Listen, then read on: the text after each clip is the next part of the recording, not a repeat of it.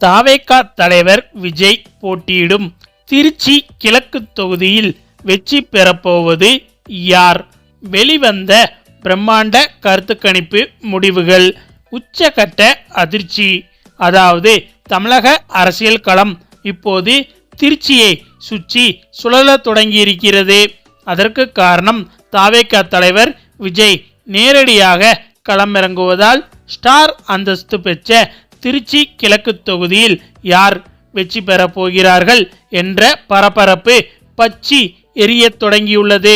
அந்த வகையில் திமுக வேட்பாளர் இனிகோ இருதயராஜ் அவர்களின் வெற்றிக்காக முதல்வர் ஸ்டாலின் அவர்கள் தீவிர வாக்கு சேகரிப்பில் ஈடுபட்டார் என்பது குறிப்பிடத்தக்கது.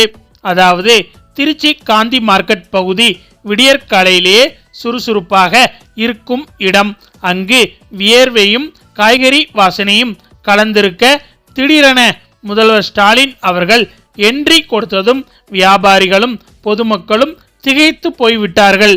திமுக வேட்பாளர் இனிகோ இருதயராஜை அருகில் வைத்துக்கொண்டு ஒவ்வொரு கடைக்கும் சென்று உதயசூரியனுக்கு மறக்காம ஓட்டு போடுங்க என அவர் கேட்ட விதம் இது வெறும் நடைபயிற்சி அல்ல, விஜய்க்கு எதிரான பிரம்மாஸ்திரம் என்பதை கோடிட்டு காட்டியது. மார்க்கெட் விசிட்டை முடித்துவிட்டு பாலக்கரை பகுதிக்கு வந்த முதல்வர் அங்குள்ள ஒரு டீ கடையில் சட்டென அமர்ந்தார். தொண்டர்களுடன் இயல்பாக பேசிக்கொண்டே டீ குடித்த முதல்வர் அங்கிருந்த பொதுமக்களிடம் குறைகளை கேட்டறிந்த விதம் லோக்கல் கனெக்ட் பாணியில் அமைந்திருந்தது. திருச்சி கிழக்கு தொகுதியில் மீண்டும் களம் காணும் திமுகவின் இனிகோ இருதயராஜ் அவர்களுக்கு இந்த முறை டார்கெட் வெறும் வெற்றி மட்டுமல்ல, பவர்ஃபுல் விஜயின் தாவேகாவை வீழ்த்துவதுதான். அரசியல் வட்டாரத்தில் அடிபடும் பலமான பேச்சும் இதுதான். திருச்சி கிழக்கில் விஜயை வீழ்த்தி இனிகோ வெற்றி பெற்றால் அவருக்கு அமைச்சரவையில் இடம் கிடைப்பது கிட்டத்தட்ட உறுதி. திமுக அமைச்சரவையில் சிறுபான்மையினருக்கான பிரதிநிதித்துவத்தை வலுப்படுத்த வேண்டிய கட்டாயம் தலைமைக்கு இருக்கிறது. அந்த அடிப்படையில் விஜயை வீழ்த்தி ஜெயிண்ட் கில்லர் பட்டத்தோடு வரும் இனிகோவுக்கு சிவப்பு விளக்கு கார் உறுதி என்கிறார்கள் அறிவாலய உடன்பிறப்புகள். ஆனாலும் இதில் ஒரு சிக்கல் இருக்கிறது. ஏற்கனவே திருச்சி மாவட்டத்தில் இருந்து KN நேரு மற்றும் அன்பில் மகேஷ் என 2 சீனியர் அமைச்சர்கள் பம்பரமாக சுழன்று கொண்டிருக்கிறார்கள். ஒரே மாவட்டத்திற்கு 3 அமைச்சர்களா என்பதுதான் இப்போது எழுந்துள்ள $1 மில்லியன் கேள்வி. மண்டல வாரியாக பார்த்தால் திருச்சிக்கு ஏற்கனவே கூடுதல் முக்கியத்துவம் கொடுக்கப்பட்டுள்ள நிலையில் 3வது அமைச்சருக்கான வாய்ப்பு என்பது தர்க்க ரீதியாக சவாலானதுதான்.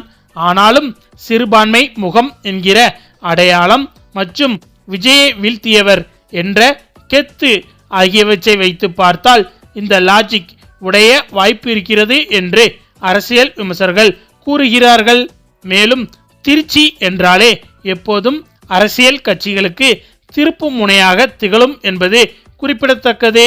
அண்ணா, கலைஞர், MGR, ஜெயலலிதா என அனைவரும் அரசியல் மாநாடுகளை திருச்சியில் நடத்தியிருக்கிறார்கள்.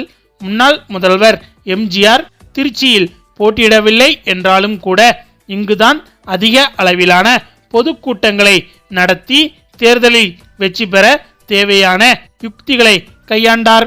அதே போல முன்னாள் முதல்வர் ஜெயலலிதா 2011ஆம் ஆண்டு ஸ்ரீரங்கம் தொகுதியில் போட்டியிட்டு வெற்றி பெற்று முதல்வரானார். இவர்கள் பாணியில் தற்போது தாவேகா தலைவர் விஜயும் திருச்சியை குறிவைத்திருக்கிறார். கடந்த 2022ஆம் ஆண்டு கட்சி தொடங்கியதை தொடர்ந்து முதல் முறையாக திருச்சியில் கடந்த ஆண்டு செப்டம்பர் 12ஆம் தேதி பிரச்சாரத்தை தொடங்கினார் விஜய்.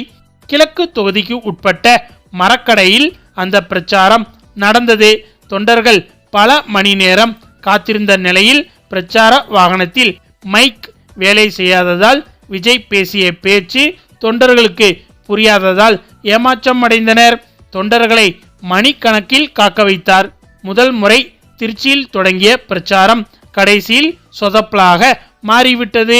திருச்சி கிழக்கு தொகுதியில் இஸ்லாமியர்கள் கிறிஸ்தவர்கள் கணிசமாக இருக்கிறார்கள்.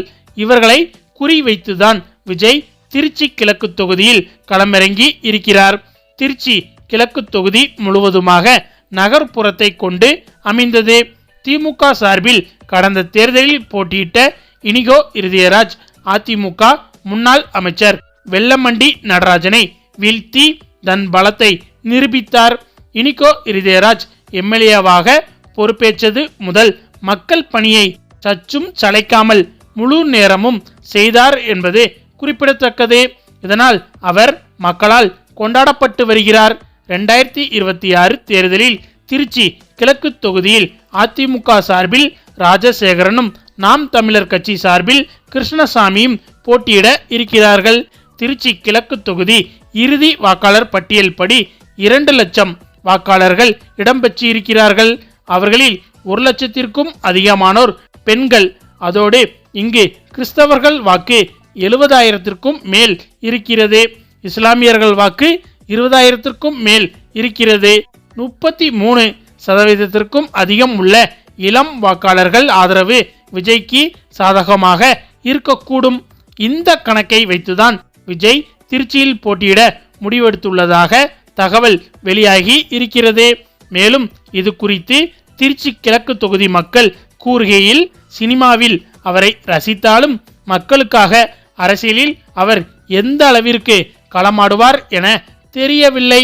அதோடு சென்னை பெரம்பூர் தொகுதியில் போட்டியிடப் போவதாக அறிவித்திருக்கிறார். பெரம்பூர் அவர் வாழும் நகரின் ஒரு பகுதி. அப்படி இருக்கும்போது இங்கு போட்டியிட்டு அவரால் வெற்றி பெற முடியாது. அப்படியே திருச்சி கிழக்கு தொகுதியில் வெற்றி பெற்றாலும் ராஜினாமா செய்துவிட்டு அவர் சென்னையில்தான் இருப்பார். பிரச்சாரத்துக்கு எப்போதாவது தான் வருகிறார். அப்படி இருக்கும்போது தொகுதி மக்களை எப்படி சந்திப்பார்? மக்களே அவரை சந்திக்க சென்றாலும் முடியாது. அங்கு இருக்கும் கட்சி நிர்வாகிகளே அவரை சந்திக்க முடியவில்லை. சமீபத்தில் கூட ஒரு வீடியோ வைரலாகி வருகிறது. பெரம்பூர் தொகுதியில் வாக்காளர் ஒருவர் பேசும்போது, இங்கு விஜய் ஜெயித்தால் அவரை எங்கே போய் நாங்கள் சந்திப்பது என கேள்வி எழுப்புகிறார். அதற்கு பேட்டி எடுப்பவர், அப்ப விஜய் மக்களுடன் தொடர்பில் இல்லை என்று சொல்கிறீர்களா என கேட்கிறார். அதற்கு அவர், விஜய் யாருடன் தொடர்பில் இருக்கிறார் என்று எனக்கு தெரியாது என சொல்கிறார். இப்படிதான் விஜயின் நிலை இருக்கிறது. அதனால் எதற்கு தேவையில்லாமல் அவருக்கு ஓட்டு போட்டு ஓட்டை வேஸ்ட் பண்ண வேண்டும்? அவருக்கு இங்கு ரசிகர்கள் அதிகம் இருந்தாலும் அது வாக்காக மாறுமா என்பது சந்தேகமே. திருச்சி கிழக்கு தொகுதியின் வரலாறு, மக்களின் மனநிலை எவ்வாறு உள்ளது என்பதெல்லாம் விஜய்க்கு தெரியுமா என தெரியவில்லை. விஜயின் கணிப்பு திருச்சியில் பலிக்காது. திருச்சி மக்கள் வாக்குகளை செதறவிட மாட்டார்கள். பெரம்பூர் கைவிட்டாலும் திருச்சி காப்பாற்றும் என்று விஜய் நினைக்கிறார்.